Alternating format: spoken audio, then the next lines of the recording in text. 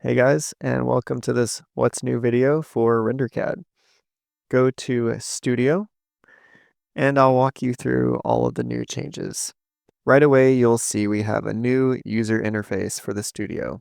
This new interface, rather than having all the buttons in the top menu, we've simplified it and put most of the user settings within this Options panel down here.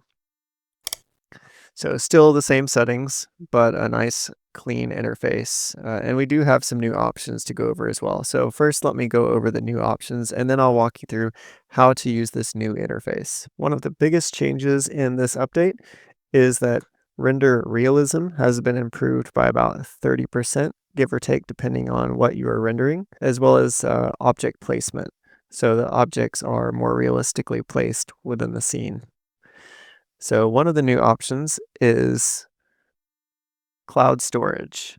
You can now link your Google Drive, Dropbox, or OneDrive to RenderCAD and set it up to where it automatically pushes your renders to those drives in your preferred folder. Next up, we've got a new style option called Match.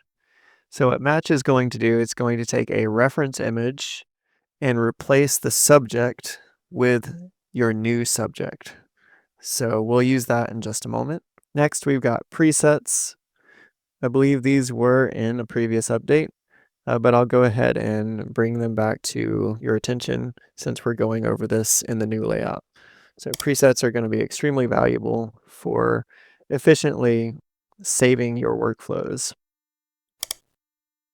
Okay, let's test out this new user interface. So I'm going to add some images. And I'll pick this messy garage. So first, I'll click the options.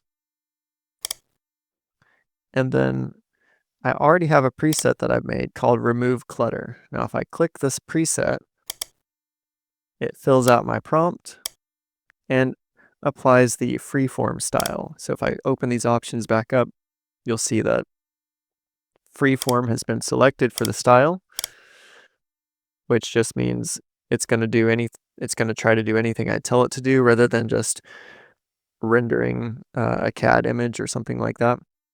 So it's set to freeform and then has this custom prompt. So if we go ahead and run this, it should do just that and clean up all the clutter. While it's running, you can see there's a new render loading spinner. All right, now we've got the before and after. Let's click that. And we've got this nice little animation now of the before and after. Very cool. Okay, we'll clear that. And actually, let's download that image. And we'll click the reset all to auto, and that gets rid of all these settings. Okay, now let's test out the new style that we have called Match. And this is going to ask us for a reference image. So this is the image that you want to match. So if you got a picture of some cars lined up and you wanted to replace one of the cars with this one, that's the kind of thing we would use this for. So let's go find an image of some cars.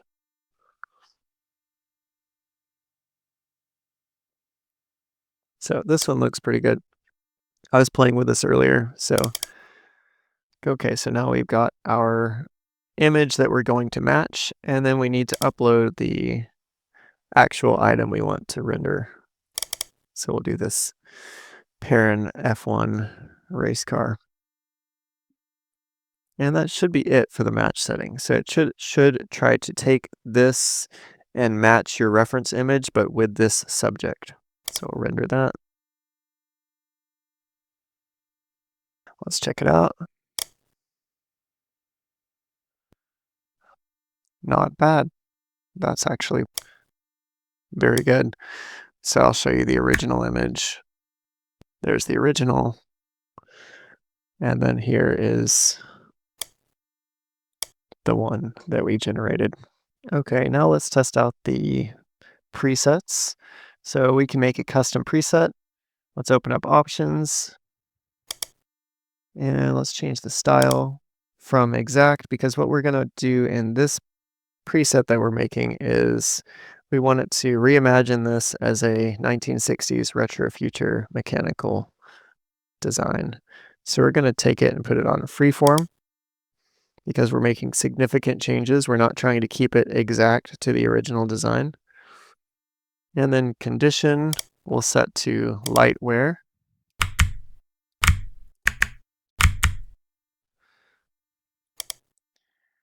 Background, keep that to auto, material auto as well. And then for the prompt,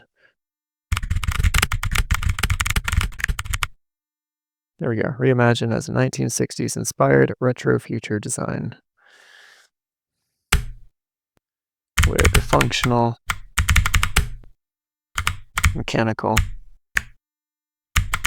components. Now we're going to save this preset. So click preset and then save. Then call it retro future or whatever you're saving your presets as. So now we've got that here.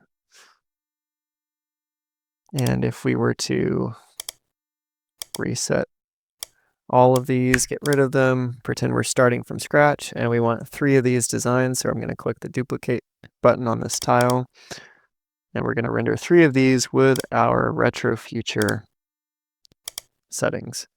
So it automatically applies freeform mode as the style, condition is light wear, and then it types out our prompt. So let's render this and see how it does.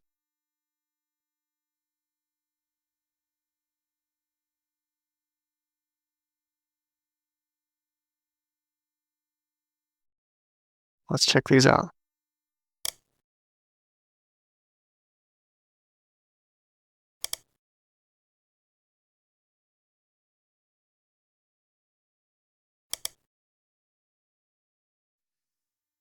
There we go. That's what I'm looking for. That looks pretty good. So it still kept most of the original design, but then put some functional looking mechanics in here. And that's all for this RenderCAD update. Enjoy and reach out if you have any questions or need help with anything.